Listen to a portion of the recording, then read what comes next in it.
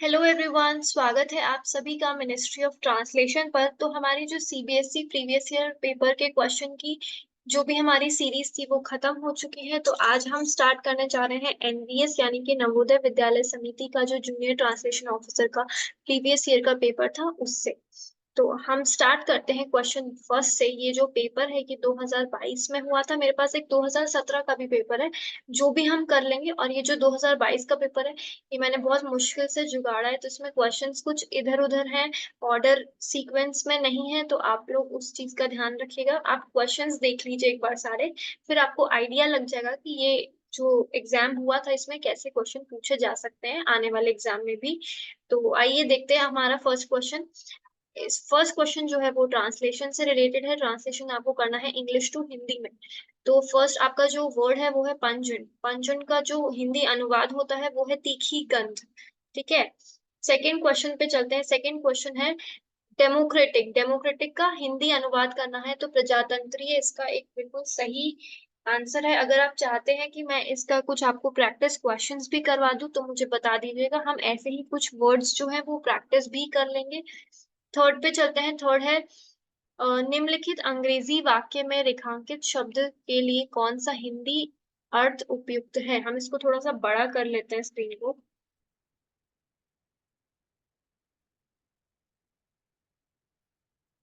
1 second अब। ठीक है। तो निम्नलिखित अंग्रेजी वाक्य में रेखांकित शब्द के लिए कौन सा हिंदी अर्थ उपयुक्त है। Peace mandates the practice of values such as love, truth, justice, equality, tolerance, harmony, humanity, humiliation या टुगेदरनेस एंड सेल्फ कंट्रोल। तो इसके लिए जो अंडरलाइन वर्ड है ये है वैल्यूज। तो वैल्यूज का हिंदी अर्थ क्या होता है। मूल्य, महत्व, नैतिकता, मूल्य, सिद्धांत। तो इसका सही जवाब होगा मूल्य। अगले क्वेश्चन पर हम चलते हैं। अगला क्वेश्चन कह रहा है कि नोटिफिकेशन का हिंदी में हमको अर्थ बताना है, तो अधिसूचना होता है उसका सही अनुवाद। अगले क्वेश्चन पर हम चलते हैं। निम्नलिखित उसका जो अंडरलाइन वर्ड है इसका आपको बताना है एक्सक्लूजन का क्या हिंदी अनुवाद होता है। तो अपवर्जन। ठीक है, अपवर्जन होता है इसका। आगे चलते हैं। टसल। टसल का आपको हिंदी अनुवाद करके बताना है खीज। कार्यालय आलेख में प्रयोग किए जाने वाले वाक्यांश with in zone of consideration के सटीक हिंदी अनुवाद का चयन कीजिए। तो ये सारे जो आपके क्वेश्चंस है ये आपको आपकी जो अनुवाद की पुस्तकें हैं उसमें आराम से मिल जाएंगे। आपका जो टीजीटीटी आपने किया था उसमें जो आपकी बुक्स थी उसमें एक ऐसी भी बुक थी जिसके अंदर आपको कार्यालय हिंदी सिखाई जाती है। तो उसमें आपको आराम से मिल जाएगा। With in zone of consideration का मतलब है विचार परिधि में। अगला क्वेश्चन है निम्नलिखित का इसका जो अंग्रेजी उसका हिंदी अनुवाद करना है। Since barbarism has its own pleasures, it has its vices too. इसका हिंदी अनुवाद था चूंकि जंगलीपन का अपना आनंद है तो इसके दोष भी हैं। ठीक है। ऑफिस मेमोरेंडम का आपको बताना था हिंदी अनुवाद, तो इसका होता है कार्यालय ज्ञापन। नेक्स्ट आपका आता है एक गद्यांश। अब ये हम है ना उस पे चले गए हैं हिंदी वाले में, क्योंकि ये मेरा जो पेपर है ये पीडीएफ ये सीक्वेंस में नहीं है। तो आपको ट्रांसलेशन के क्वेश्चंस बाद में मिल जाएंगे, अभी हम लोग हिंदी वाले में चलते हैं। तो एक गद्यांश था, उस गद्यांश को पढ़ के आपको आंसर करना था। काफी इजी से ये क्वेश्चन होंगे। आप इसको वीडियो को पॉज कर लीजिएगा, गद्यांश पढ़ के प्रैक्टिस भी आप कर सकते हैं। निम्नलिखित अंग्रेजी शब्द के उपयुक्त हिंदी का चयन कीजिए। तो इंटीरियम का क्या अंतरिम होता है मतलब, ठीक है, हिंदी में बनाना है। ओके, तो नेक्स्ट आपका गद्यांश था। आप ये सारे गद्यांश को आप पॉज करके एक बार पढ़ लीजिएगा, प्रैक्टिस कर लीजिएगा। उसमें आपको पुल्लिंग स्त्रीलिंग ये सब कुछ पूछा जा सकता है। आगे चलते हैं। नारी नर की खान है वाक्यांश से क्या तात्पर्य है। इसमें यही आपको पढ़ना है। नारी नर की खान है, इसमें आपको कहीं मिल जाएगा, उसमें आपको अर्थ समझना है और आंसर करना है।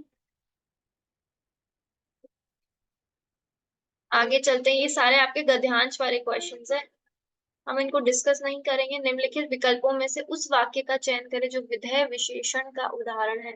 आपका जो विधेय विशेषण है आपको इसके लिए विशेषण अपना पूरा डिटेल में पढ़ना पड़ेगा। आपका जो हिंदी ग्रामर है वो आपको डिटेल में पढ़नी पड़ेगी। अगर नहीं तो आप इंग्लिश वाला सेक्शन अटेम्प्ट कर सकते हैं, वो आपको पता चल जाएगा कि आपको दोनों में से एक अटेम्प्ट करना है। आपको दोनों का 10-10 क्वेश्चन आएगा इस बार, वो इस बार आपको पेपर देने पर ही पता चलेगा। अनेकार्थी शब्द अलग का एक अर्थ केश लट होता है, इसके दूसरे अर्थ का चयन कीजिए। तो महावर। निम्नलिखित विकल्पों में से प्रदाता शब्द के विपरीतार्थक शब्द का चयन कीजिए। तो आदाता। और अगले क्वेश्चन पे हम चलते हैं। निम्न नीचे दिए गए समस्त पदों में से अलूक तत्पुरुष समास के उदाहरण की पहचान कीजिए। तो वाचस्पति। ठीक है। थोड़ा सा ये इधर उधर हो सकता है, पर आप देखिए ये वाला जो शुश्रूषा था, ये अब यहाँ पे आ गया है। तो निम्नलिखित में से वर्तनी की दृष्टि से शुद्ध तत्सम शब्द चुनिए। तो इसका फोर्थ वाला जवाब सही होगा। थोड़ा सा एडजस्ट कर लीजिएगा, ये पीपीटीज या ये जो पीडीएफ है ये एकदम सीक्वेंस में नहीं है। तो यहाँ जो क्वेश्चन है ना, आप अगर ये पूरा पेज में एक फोटो है पूरी, तो ही आप उसको एक क्वेश्चन समझिएगा। ठीक है। दो से अधिक समान स्तरीय पदों पद बंधु वाक्यों में पार्थक्य दर्शाने के लिए किस विराम चिन्ह का प्रयोग किया जाता है। तो अल्प विराम चिन्ह।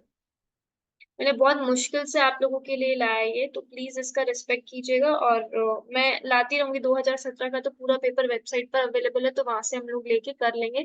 ये थोड़ा अवेलेबल कहीं भी नहीं था, क्योंकि ऑनलाइन हुआ था, तो मैंने कैसे ना कैसे जुगाड़ करके पीडीएफ में इसको कंपाइल किया है, और बहुत मुश्किल से ही काम हुआ है। तो प्लीज थोड़ा सा निम्नलिखित शब्द में से कौन सी संधि है। हेम तुतु गुण स्वर संधि है।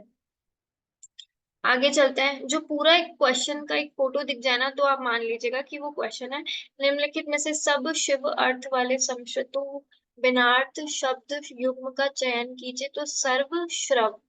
ठीक है। आगे हम चलते हैं इसका। ये एक फिर से आपको एक पोयम या एक छंद आ गया है, इसमें पद्यांश है ये। तो पद को पढ़ के आपको आंसर करना है। ऐसे वाले क्वेश्चन भी आपको देखने को मिल सकते हैं। पॉज कर लीजिएगा, देख लीजिएगा।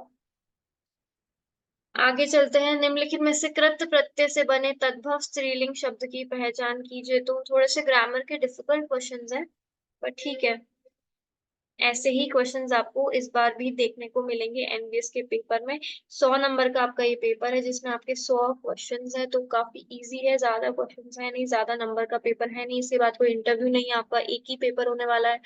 निम्नलिखित में से कौन सा प्रत्यय उनात्तवाची संज्ञा बनाने वाले प्रत्यय नहीं है। तो अक। आगे चलते हैं। ये सारे क्वेश्चंस आपके आने वाले हैं, ये आप देख लीजिएगा। ठीक है। अज्ञात विभूति परक है अकबक। सारे क्वेश्चंस देखते जाइए। वर्णिक छंद के प्रत्येक चरण में क्रमशः नगण भगण और रगण के क्रम में कुल कितने वर्ण होते हैं। एक नगण, दो भगण और एक रगण के क्रम में कुल 12 वर्ण होते हैं। ठीक है। भाववाच्य के उदाहरण को पहचानिए। रोगी से उठा भी नहीं जाता है। फिर ये आपका वापस गद्यांश वाले क्वेश्चन आगे। पर गद्यांश को आप पढ़ लीजिएगा, फिर क्वेश्चन सॉल्व कर लीजिएगा, आपको समझ आ जाएगा यहाँ पे। ठीक है। गद्यांश में निम्न में से किस वैज्ञानिक के बारे में बताया गया है। वह सर चंद्रशेखर वेंकट रमन के भतीजे थे। तो कौन थे वो, किस वैज्ञानिक के बारे में बताया गया है। तो सुब्रमण्यम चंद्रशेखर के बारे में यहाँ पे बताया गया है। ठीक है। आगे चलते हैं। गद्यांश में निम्न में से किस वैज्ञानिक के बारे में बताया गया है। सुब्रमण्यम चंद्रशेखर, ये वही चीज आ गई है। तो नेक्स्ट पे फिर से एक है हमारा एक, जो आपको पद पढ़ना है और गद्यांश को इसको आंसर करना है। फिर से वही ये गद्यांश वाले क्वेश्चन ही चल रहे हैं आपके। इनको मैं आगे लेके जा रही हूँ, आप पॉज करके सॉल्व कर लीजिएगा, आप अगर आपको करने का मन है तो।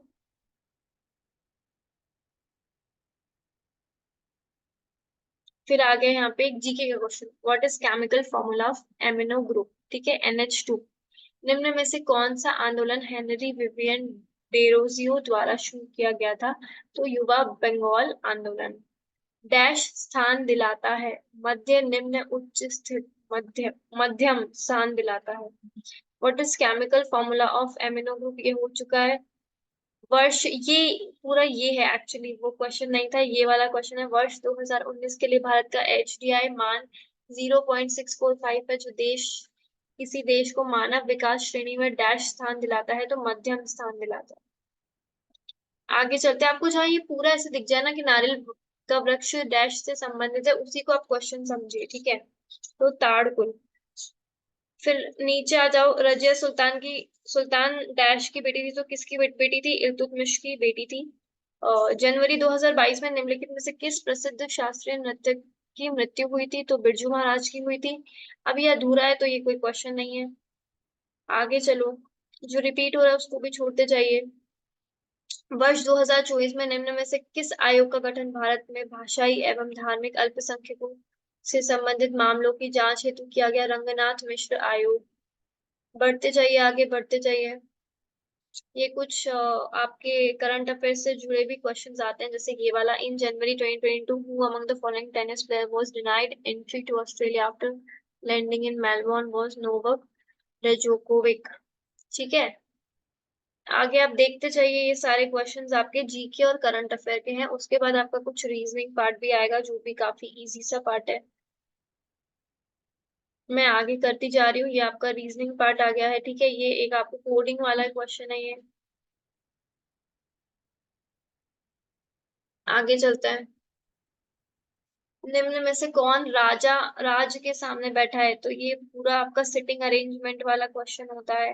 कुछ आपके डायरेक्शन वाले क्वेश्चन होते हैं इसमें, कुछ वेन डायग्राम, कुछ डेज वाले क्वेश्चन आ जाते हैं। ठीक है, काफी इजी क्वेश्चंस होते हैं ये। रीजनिंग आपको हर जगह इजी ही मिलेगी। आपको बहुत बेसिक वाली रीजनिंग सीख के जानी है ज्यादा। रीजनिंग आपको अल्फाबेटिकल ऑर्डर वाले क्वेश्चन है ये, देखिए। मैं धीरे धीरे स्क्रॉल कर रही हूँ, ठीक है। आप देखते जाइएगा, वीडियो को पॉज कर लीजिएगा जहां भी आपको जरूरत पड़े। फिर आपका वापस से कॉम्प्रिहेंशन आ गया है। आपको इसको पढ़ के इसके उत्तर देने हैं। ठीक है,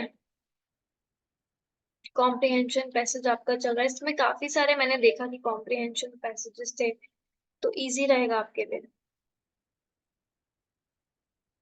अगर इतने सारे कॉम्प्रिहेंशन पैसेजेस हैं और अगर आपको थोड़ी बहुत बेसिक रीजनिंग आती है, जीके आपकी ठीक ठाक है, तो हो सकता है। और आपको अनुवाद सीखना इसके लिए काफी जरूरी है, क्योंकि मोस्ट ऑफ द मार्क्स जो इसमें डिपेंड कर रहा है वो अनुवाद पे ही डिपेंड कर रहे हैं। तो अंग्रेजी अनुवाद बताओ खाना बदोश का, तो नोमैड होता है। कार्यालयों द्वारा प्रयोग किए जाने वाले मानक शब्द आदाता के लिए शब्दावली आयोग द्वारा स्वीकृत अंग्रेजी शब्द का चयन कीजिए। तो पेन। कुछ ही मिनटों में रिमझिम मूसलाधार बौछारों में बदल गई। Within minutes the drizzle turn to heavy showers. ठीक है, आपको इंग्लिश में भी इसका ट्रांसलेशन करना पड़ेगा, हिंदी में भी करना पड़ेगा। कार्यालयों द्वारा प्रयोग किए जाने वाले मानक शब्द ये तो हो ही चुका है। वापसी पर टिप्पणियों के उद्धरण अपनी मिसल में रख लिए जाएंगे। तो एक्सट्रैक्ट्स, उद्धरण का मतलब होता है एक्सट्रैक्ट। हंस शावक, इसका मतलब देख लीजिएगा आप। नेक्स्ट है इप्सो फैक्टो, सत्यता में के सटीक अंग्रेजी अनुवाद का चयन कीजिए। कार्यालय आलेख में प्रयोग किए जाने वाले शब्द सत्यता में, ipso facto. Null and void नहीं हो सकता, एक्स ऑफिशियो नहीं हो सकता, इन ड्यू कोर्स नहीं हो सकता। तो इप्सो फैक्टो यहाँ पे एक सही इसका अनुवाद है। आगे चलते हैं। ये सारे आपको अनुवाद करने पड़ेंगे, देख लीजिएगा। फिर हिंदी ग्रामर है, यहाँ पे इंग्लिश ग्रामर है। हिंदी शब्द के उपयुक्त अर्थ का चयन कीजिए। किलाबंदी मतलब फोर्टिफिकेशन। ठीक है, आप ये सब देख लीजिएगा। मैं स्क्रॉल करती जा रही हूँ धीरे धीरे। जब भी आपको लगे आपको पॉज करना है, पॉज कर लीजिएगा इसमें से। इसमें सिर्फ ट्रांसलेशन की ही बात कर रहा है अभी। और आप मुझे ये भी बताइए कि आप लोग एनबीएस की तैयारी करना चाहते हैं मेरे साथ? अगर करना चाहते हैं तो मैं आपको इसमें जो सबसे इम्पोर्टेंट पार्ट है वो है ट्रांसलेशन का। उसके कुछ आपके कार्यालय ट्रांसलेशन में आपको करा सकती हूँ। उसमें से कुछ आए तो मेरा बहुत मतलब मैं अपने आप को बहुत ही अच्छा मानूंगी कि मेरा कराया हुआ कुछ आपके एग्जाम में आया। ठीक है, अपर महालेखाकार, एडिशनल अकाउंटेंट जनरल इसको बोलते हैं। और निम्नलिखित हिंदी शब्द का अंग्रेजी में बताइए। तो चंपा का बताना था, मगनोलिया होता है। ठीक है, नीचे लिखिए मसौदे के अनुसार। मसौदे को क्या बोलेंगे? अब ड्राफ्ट बोलेंगे। देखते जाइए, पॉज करते जाइएगा। जो पूरा क्वेश्चन है उसी को क्वेश्चन समझिएगा, आधे को मत समझिएगा। बहुत मुश्किल से पीडीएफ को जुगाड़ा गया आप लोगों के लिए। 2017 का पेपर बहुत अच्छे से हम उसको बहुत अच्छे से डिस्कस कर लेंगे। बट 2017 के पेपर में जो प्रॉब्लम है वो ये है कि वो पेपर पैटर्न कुछ डिफरेंट है। ये एकदम लेटेस्ट है 2022 का, तो ये पेपर पैटर्न अभी के हिसाब से कुछ थोड़ा सा मिलता जुलता है। बट 2017 का एकदम डिफरेंट है। उसमें मतलब रीजनिंग और मैथ्स के क्वेश्चंस बहुत ज्यादा है, जीके जीके के क्वेश्चंस बहुत ज्यादा है। ठीक है, तो ये गद्यांश वाले क्वेश्चन हो जाएंगे आपके। बस ज्यादातर आपका मैंने जो देखा है वो यही है कि गद्यांश के क्वेश्चंस बहुत ज्यादा है। अगर आप चाहते हो कि मैं आपकी एनवीएस की तैयारी करवाऊं तो बस आप मुझे बता दीजिएगा, कमेंट सेक्शन में लिख दीजिएगा, एनवीएस की तैयारी आपकी हो जाएगी। आप ये क्वेश्चंस पूरे देख लो, पॉज कर करके देखते रहना। पीडीएफ अगर चाहते हो तो टेलीग्राम पे आ जाना, मैं इसकी पीडीएफ भी प्रोवाइड कर दूंगी 2017 और 22 दोनों के पेपर की। ठीक है। ठीक है, तो अब मुझे लगता है कि ये पीडीएफ जो ये प्रीवियस ईयर पेपर था ये मैं आपको पूरा दिखा चुकी हूँ, पूरा हो चुका है। पीडीएफ में आपको प्रोवाइड कर दूंगी, और चैनल को लाइक सब्सक्राइब शेयर कर दीजिएगा। नई नई इन्फॉर्मेशन आती रहेगी। आपको ऐसा कार्यालय और जो ट्रांसलेशन है वो सीखना है तो मुझे बता दीजिएगा कमेंट सेक्शन में। जो भी चाहिए आपको कमेंट सेक्शन में बता दीजिएगा, सब मैं लाने की कोशिश करूंगी। धन्यवाद।